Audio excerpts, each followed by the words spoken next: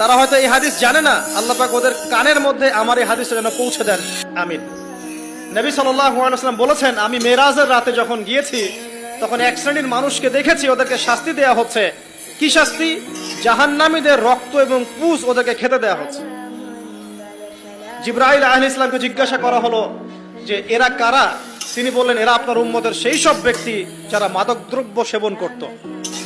আল্লাহ রাব্বুল আলামিন তার হাবিবের মাধ্যমে জানিয়েছেন, যখন কোনো মুসলিম মাদক সেবন করে বা কোনো ব্যক্তি মাদক সেবন করে তখন 40 দিন তার নামাজ কবুল হয় না। এরপর যদি সে তওবা করে তাহলে আল্লাহ পাক তার তওবা কবুল করবেন ইনশাআল্লাহ।